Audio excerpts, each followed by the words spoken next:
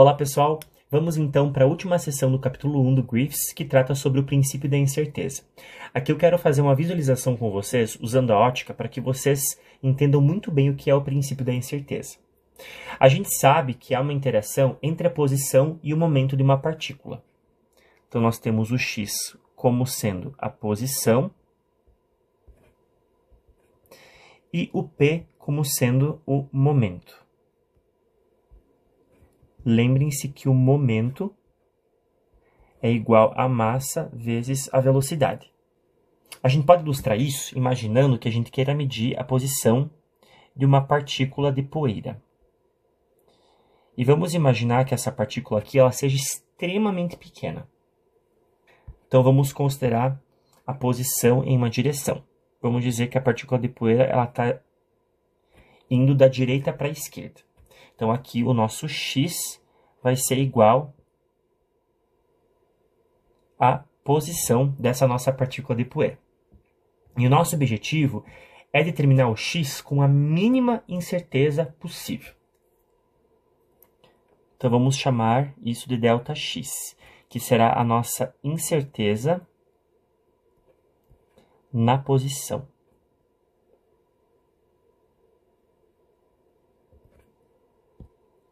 Então, a gente sabe que quanto menor for o nosso ΔX, mais precisamente a gente vai medir a posição da partícula.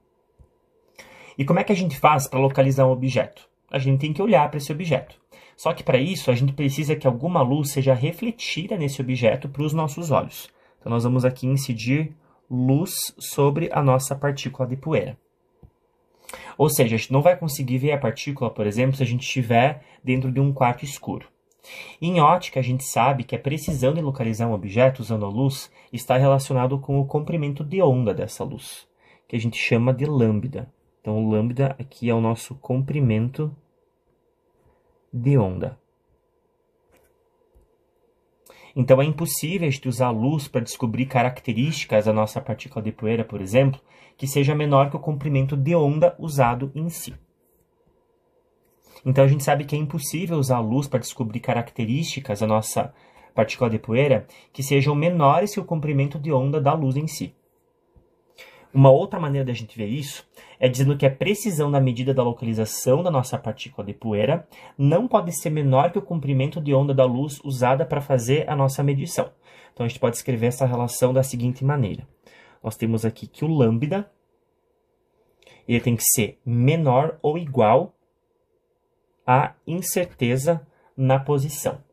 Isso é, a incerteza em determinar a posição da nossa partícula de poeira, ela tem que ser maior ou igual ao comprimento de onda usado para ver essa partícula, beleza?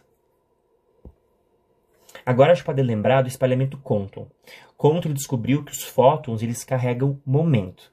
E quando esses fótons eles interagem com a matéria, eles transferem momento, como quando a gente está jogando sinuca, a gente bate uma bola de bilhar em outras e essas bolas são espalhadas na mesa. Então, se a gente vai medir a nossa partícula de poeira, ao menos um fóton de luz terá que bater nessa partícula. Só que isso significa que a partícula de poeira ela vai desviar um pouco do seu caminho para outra direção. E a pergunta que surge é, o quão grande vai ser esse desvio? Lembrem-se lá na nossa primeira aula que a gente usou essa equação aqui. A gente disse que o momento era igual à constante de Planck dividida pelo comprimento de onda. Então, a gente pode dizer que o nosso comprimento de onda vai ser igual à constante de Planck dividido pelo momento. A gente também pode expressar essa equação como sendo 2πh cortado sobre o momento. Então, como a gente sabe que o fóton que a gente usou para fazer, para medir a posição da nossa partícula pode ter vindo de qualquer direção, o resultado do desvio da partícula vai ser uma incerteza no momento, que está relacionado com o comprimento de onda. Então, a gente pode escrever essa equação aqui como sendo a constante de Planck dividido pela incerteza no momento. Então, aqui o nosso ΔP vai ser a incerteza no momento dessa partícula. Agora, se a gente combinar, então, essa expressão aqui com essa aqui que a gente definiu antes, a gente vai descobrir o seguinte. Vamos colocar aqui embaixo.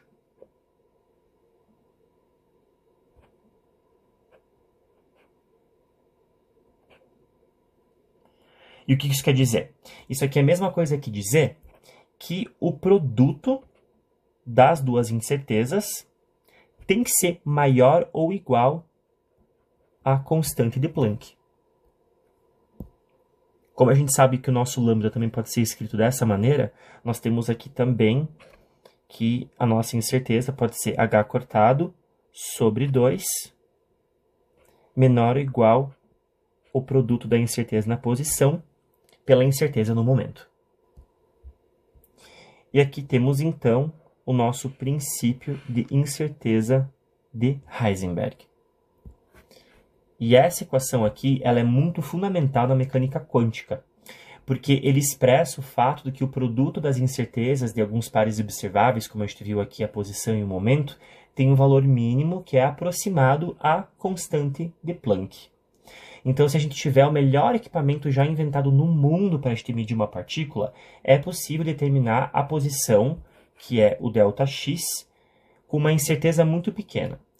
Só que se a gente fizer isso, será fisicamente impossível medir o momento dessa partícula precisamente, e vice-versa. Bom, pessoal, para essa aula então era isso. Espero que essa explicação tenha ficado clara para vocês. Espero que vocês tenham entendido o princípio da incerteza. Nos vemos então na próxima aula. Um abraço, até lá!